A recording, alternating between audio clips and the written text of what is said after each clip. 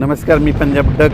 खास करून हे अंदाज आता देणार आहे केवळ कारण की पंढरपूरला जे यात्रेकरू जाणार आहेत तर ते आळंदीतून जात असल्यामुळं तर त्यांना सांगू इच्छितो की आळंदीची काय परिस्थिती राहणार आहे, नाशिक जिल्ह्याची आणि मुंबईची काय परिस्थिती आहे त्याच्यामुळे तातडीचा मेसेज देणार आहे. आळंदीकरांना एक आळंदीला जे यात्रेकरू जात आहेत तर त्यांच्यासाठी जे वारकरी आहेत त्यांना सांगू इच्छितो की आज रात्री म्हणजे पहाट म्हणजे 2च्या नंतर ते दुपारपर्यंत आळंदीकडं खूप जोराचा पाऊस पडणार आहे, म्हणून हा अंदाज लक्षात. उद्या 4च्या नंतर म्हणजे 7 तारखेच्या नंतर संध्याकाळच्याला त्या पावसाचा जोर ओसरणार आहे. 8ला आणखीन ते पावसाचा जोर चांगला ओसरेल आणि 9ला मात्र चांगलं सूर्यदर्शन होणार आहे, म्हणून आळंदी पुणेकरांनी हा अंदाज लक्षात द्यायचा.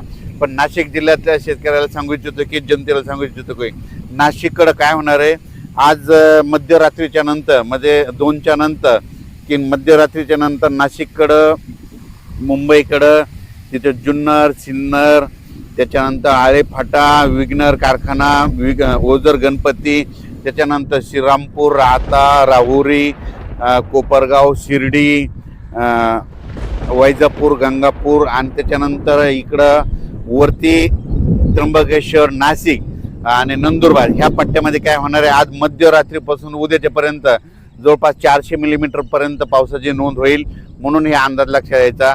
आणि त्याच्यानंतर 8 तारखेच्या नंतर तिकडला देखील पावसाचा जोर ओसरणार आहे, मुंबईचा देखील 8 तारखेच्या नंतर जोर ओसरणार आहे. पण आणखीन 3 दिवस मात्र मुंबईकडे मात्र 3 दिवस म्हणजे आज 6, 7 आणि 8 तारखेपर्यंत पाऊस राहील. 9 तारखेच्या नंतर मुंबईचा देखील पावसाचा जोर ओसरणार आहे, म्हणून हा अंदाज लक्षात यायचा.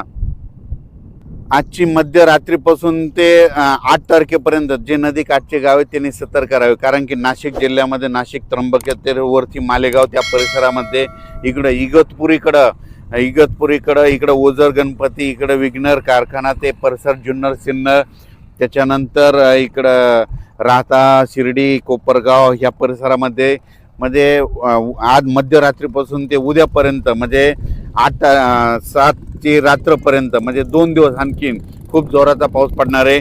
वडे नाले वाहतील, नदीला देखील पूर येणार आहे, म्हणून हा अंदाज लक्षात घ्यायचा. आपण आपली काळजी घ्यायची, पाळीव प्राण्याची काळजी घ्यायची, कारण की खास करून हा अंदाज केवळ आळंदी पुणे मुंबई आणि नाशिक आणि या शेतकऱ्यासाठी आणि जनतेसाठी मुद्दाम दिलेला आहे. शिर्डीनगर अहिल्यानगर तसंच हे पाऊस त्याच्यानंतर घाटमाथा परिसराचं ते जोरदारच राहणार आहे. आणि घाटमाथ्यावरला पाऊस मात्र 9 तारखेच्या नंतर ते सगळा कमी होईल. 8 तारखेपर्यंत घाटमाथ्यावरला जोर राहणार आहे, म्हणून कोल्हापूरकरांनी हे अंदाज लक्षात यायचा. साताऱ्याकड्यानं महाबळेश्वर त्या जनतेने सगळ्यांनी अंदाज लक्षात यायचा. आपण आपली काळजी घ्यायची. धन्यवाद. त्या भागात अद्यापही पाऊस आला नाही, ते ह्या 3 दिवसात त्या भागात पाऊस पडेल, पेरणीयोग्य पाऊस पडेल आणि चांगली जमिनीमध्ये ईजभर ओल झाली तर तुम्ही तुमची पेरणी करू शकता. धन्यवाद.